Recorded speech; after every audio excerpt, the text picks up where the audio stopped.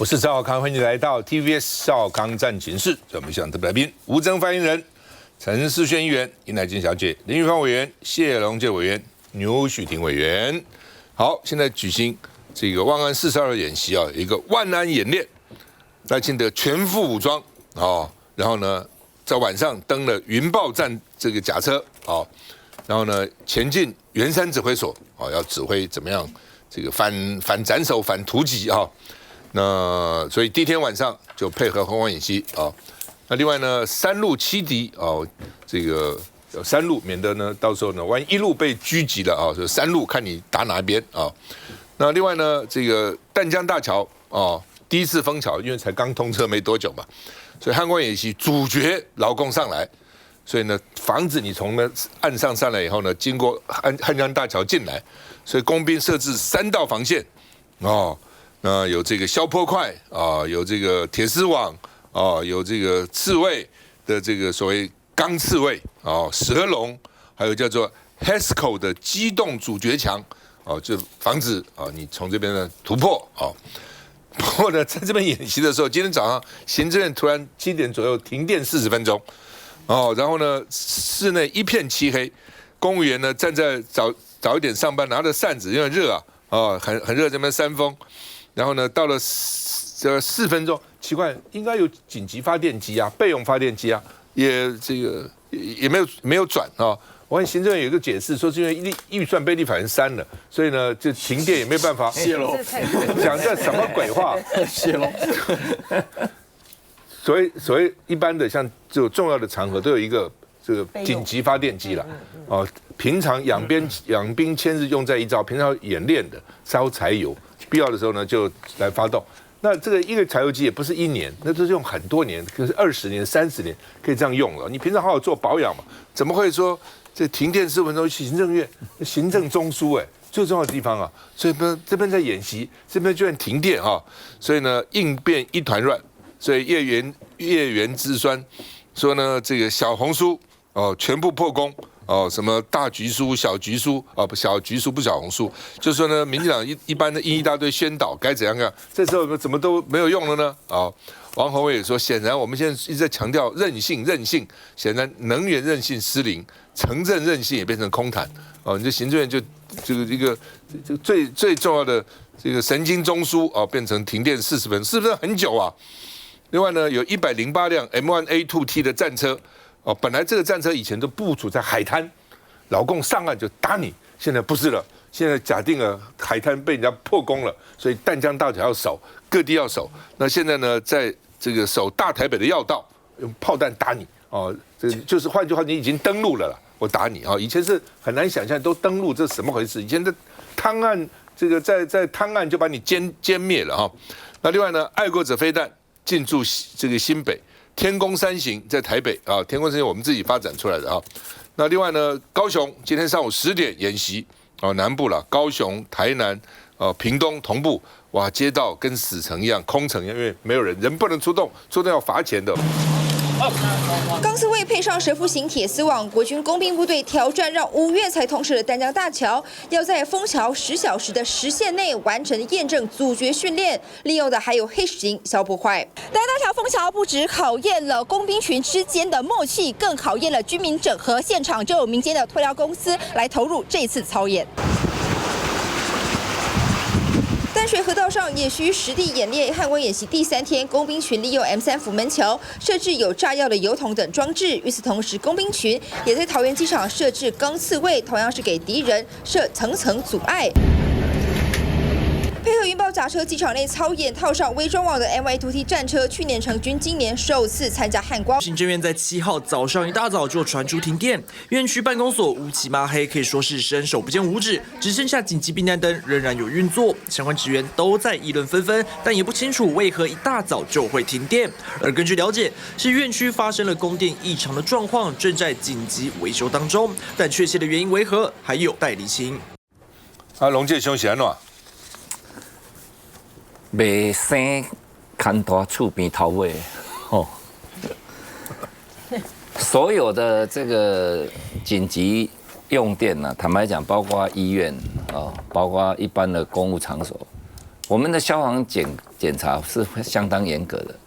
你的发电机啊，就是要所谓不断电的连接，当你停电了超过，那它会自动启动。每个月啊，只要包括你们家的大楼，3个月也会测试一次哦，要启动，那地下要能抽排气换气。那启动以后呢，这个发电机呢，有的是用紧急电梯使用的，停电的时候还有一部紧急电梯可以使用。那像医院有一些设备是不能断电的，哦，要继续供给。那显然呢，看到这个画面，就行政院里面没有一个是重要的嘛，所以就没有接续的这个紧急用电的连接。不要把这种东西再拿过来作为政治攻击，没有意义。因为全台湾大家对这种紧急发动机都很有概念，只要你有住过大楼，或是说你有在公务机关上班，大家都知道，每1、2个月都会请消防技师来做发电机的测试跟启动嘛。那不可能说是里面没有柴油，或是没有，在这个时候你还来攻击在野党。所谓预算说，那讨不了便宜。那刚刚看到这个军事的演习哦，我们看到把战车拉回到街道上要来做巷战，基本上是不是很灵活的一个战术了。我觉得我们的演习是应该要调整的。当然，总统的这种演习以后少做一点，因为台湾。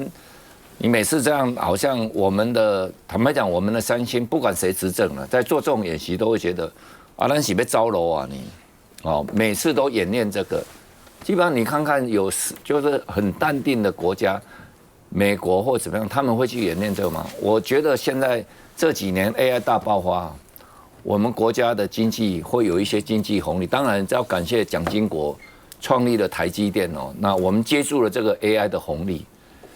那倒不如呢，你要把这些钱乱花啦，什么买一些有人机、无人机这些能不能飞都不知道的，当然要建制。可是像这种演习，已经老共的火箭弹跟导弹当然我们要知己知彼，我们知道对方有什么优势。各位再看看伊朗，台湾很适合用这种潜盾工程就把它地下化。那结合我们的捷运网，尤其是在重中之重的北基桃，这个结合整个捷运网，然后我们再把它扩大到整个地下层。那这样的话，会让台湾的防守它真正的纵深不在，因为台湾没有所谓纵深可言。那当你全面地下化的时候，然后巩固你这比做什么碉堡都好。那你看看伊朗为什么？因为伊朗它有一个很特殊的地形结构是花岗石，它的山脉是花岗石，所以老美用那种13吨都重的一个穿地弹都好像在挠痒而已，这是它的天然优势啊。那我们没有这个天然优势，但我们现在有这个经济能力的时候，整个国防的部署应该要。大家开诚布公的找一些专家来做一个转型。如果真的要数位我们这个整个北部我们的领导中心呢，那我是认为全面地下化，当然会花一点钱，但总比你买几千亿去搞一些有的没有的。那地下化以后，你可以把你的研发的或是采购的这些导弹也好啦，无人机也好。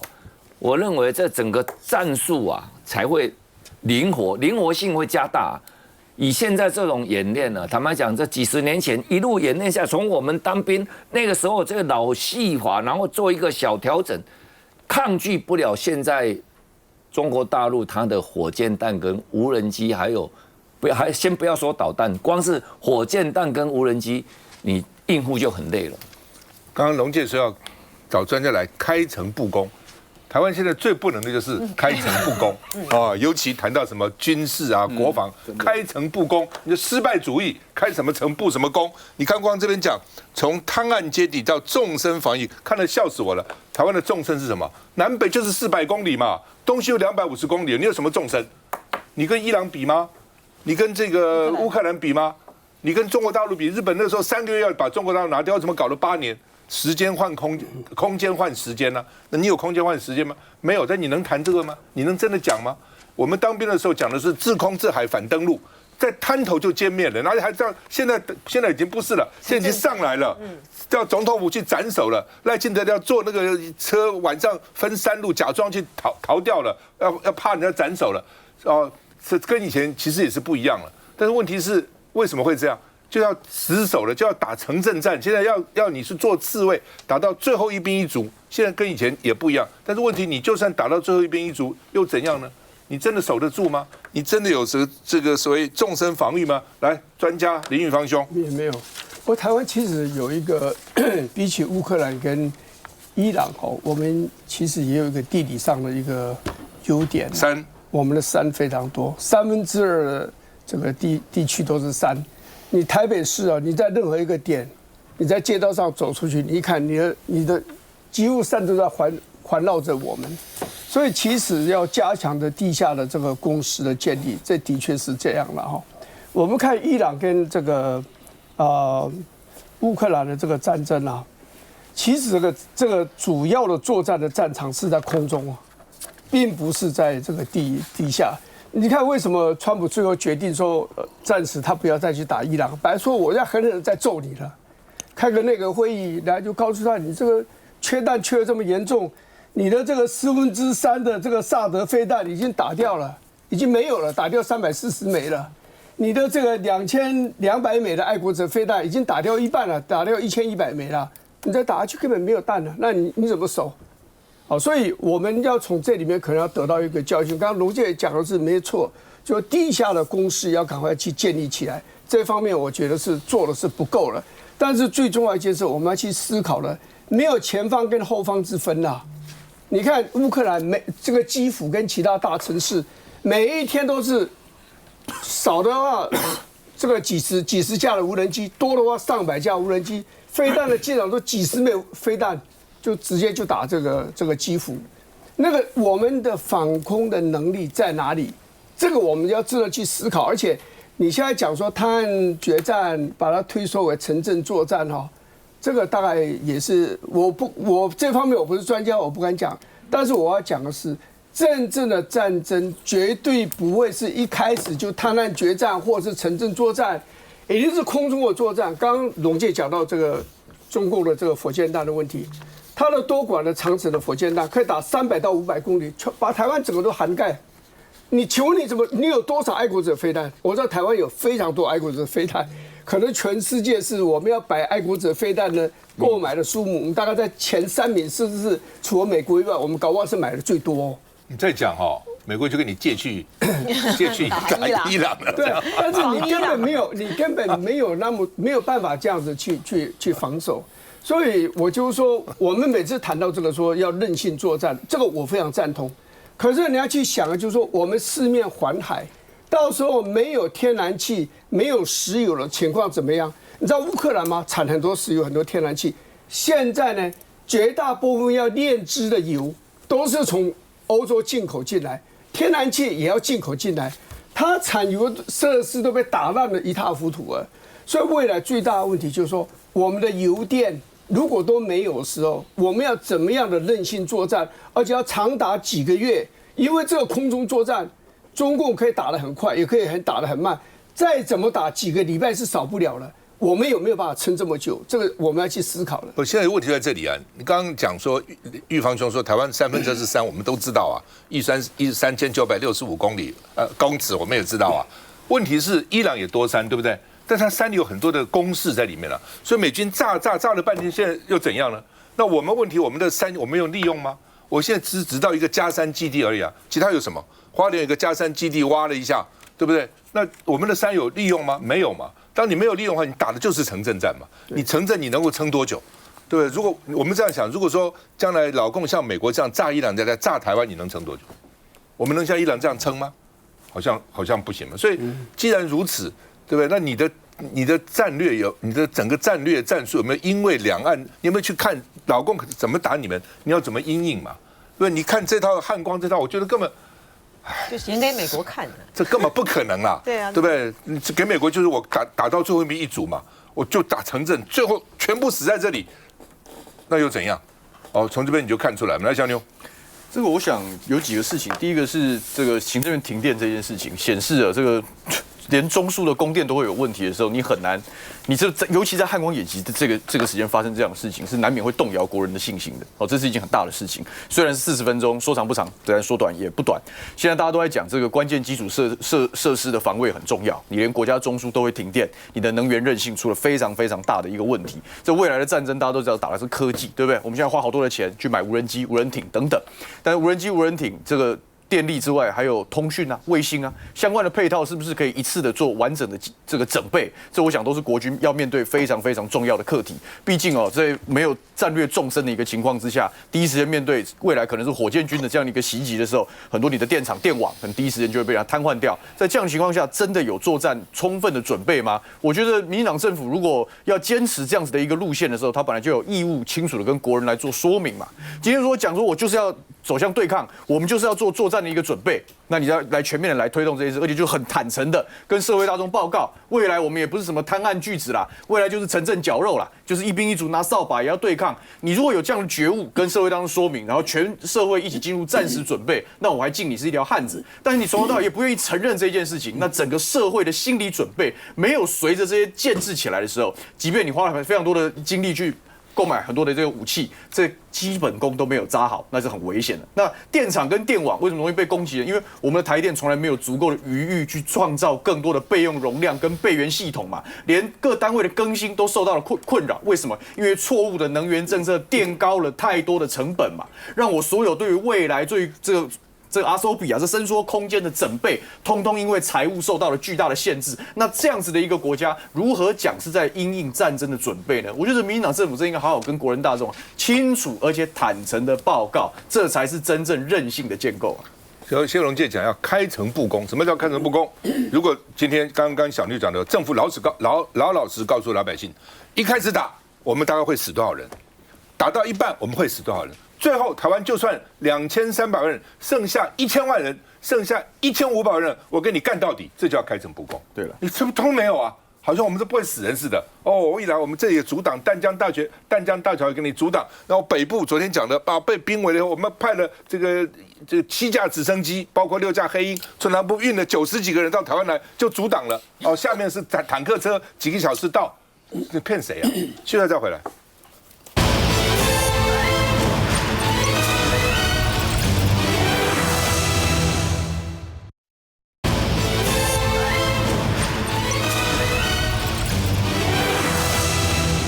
好，油电价格大家很关心，因为跟我们的民生这个价格有关哈。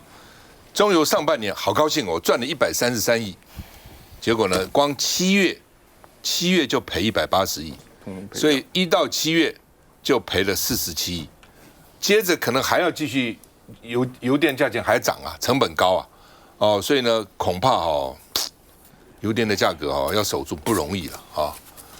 那因为伊朗现在跟美国美国天天说快谈成了，周末的时候呢，美国说这1-2天就谈成了，油价大跌，股市大涨。然后昨天呢，又看到伊朗去跟安曼两个去谈，根本不跟美国谈。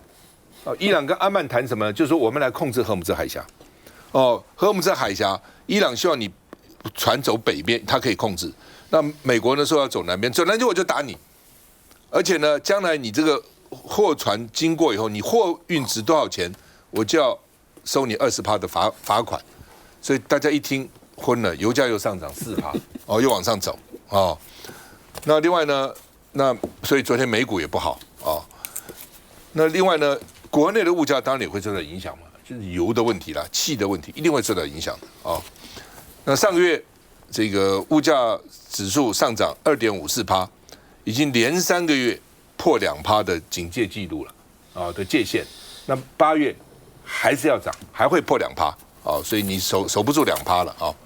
那另外呢，中油亏，所以呢，这个经济部说有3个方向：融资借给你3000万，第二个呢增资明年编列1694亿增资拨补然后呢把这个其他的税收，比如现在正交税的大增啊，拨给中油，大概就3招。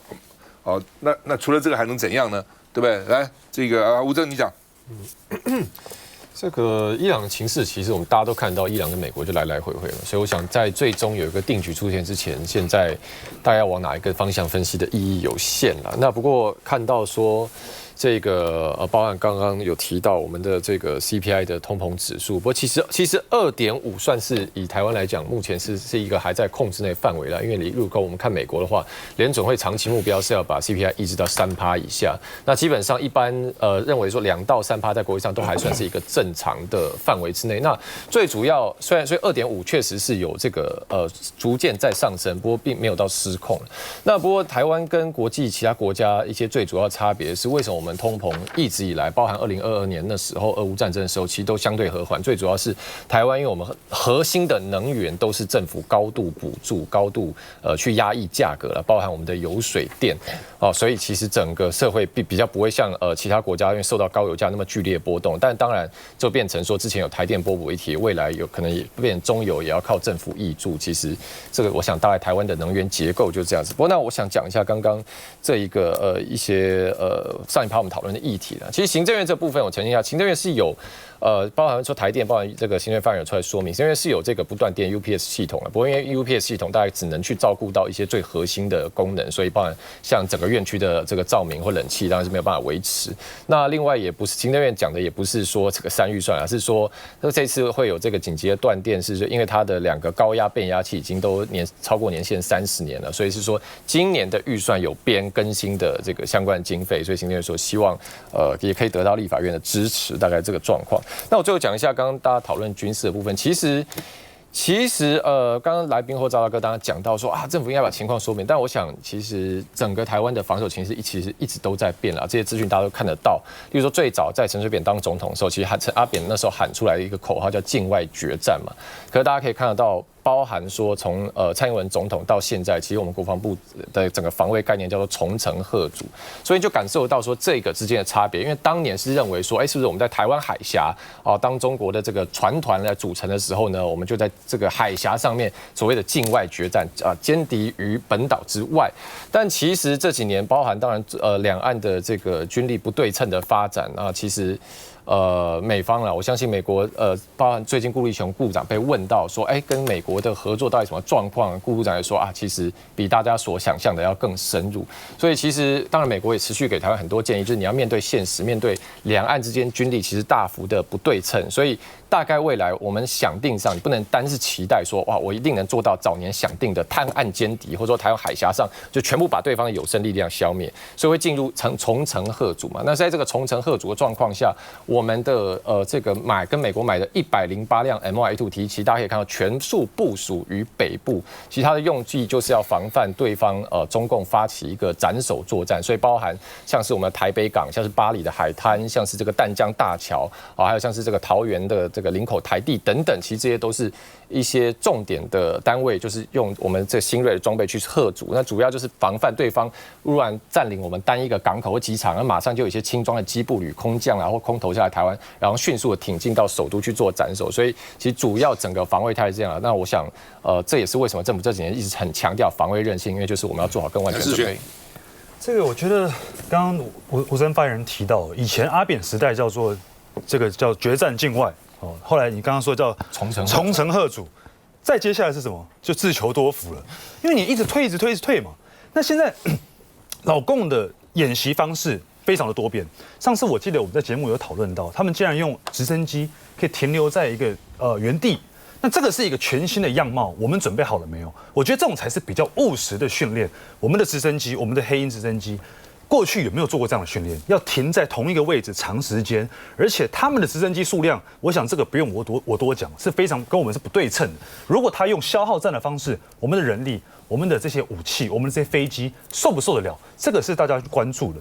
第二个，其实这一次的演习，我必须讲一句实话，我们新北市真的是非常用力而且落实。从哪一个角度看得出来？我在新北市议会。以前演习从来没有市议会要正式的告诉所有的职员，包括议员说几点几分我们会去敲门，带领所有的人全部必须要到地下室。所以我们那个新北市资深的这些老议员听到都吓一跳，说开玩笑，这个天气叫我在地下室。这个代表的是什么？代表的是这一次的强度确实是比之前更强。但是我认为大家要去思考的是什么？你说大安江大桥也好，或者是过去我们在淡水河看到上面放浮油桶，这些都是已经当模拟老共已经进到我们的所谓的淡水河口，它有非常多的路径。淡江大桥右转就所谓的巴黎龙米路，它可以一路往五股进到我们新北市。这些如果已经发生的时候，其实那个后果已经是不堪设想了。应该是再往前，整个西滨公路，你西滨公路不把它阻挡，一路让它延伸到了我们的淡水河口，这是非常危险的事情。所以这些演习从过去开始哦，我们可以看到，如果真的要套在真正的战争上，那个大概用意多大，大家自己去思考一下。但是要不要做，还是要做。我更加关注的是，既然政府已经编列这么多的预算要去买这些无人机啦，买这些高科技的设备，那就应该要让全国的百姓看到这些科技我们要怎么运用。最后，我认为民进党在每一次的演习哦，都透过比如说细胞简讯，在影响民心。为什么我这样讲？这一次是多么密集！我们刚刚录影前又收到国家警报。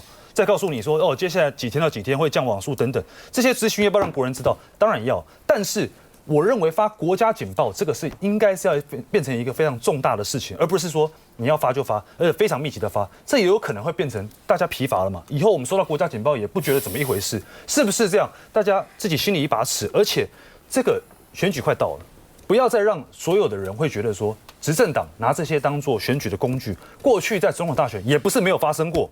我相信赵大哥这个大概最清楚，所以要演习，大家配合，大家全力以赴，要玩就玩真的。接下来我也会在新北市告诉大家，为什么在实务上面做不到。他们现在预设的防空避难空间，预设的人数，在实务上根本不可能。你要几千人融入那个场所，那个场所才几坪啊？这个只是没有人真的去把它翻开来检视而已。当真的检视的时候，你就会知道实务上这个或许就是一场秀。你刚讲那个警报，如果不是当时放的警报，搞不好我现在就不坐在这里了，侯友宜就当选总统了。哦，立刻民调就掉6%，6个百分点，立刻掉6%，掉多凶啊！休息一下再回来。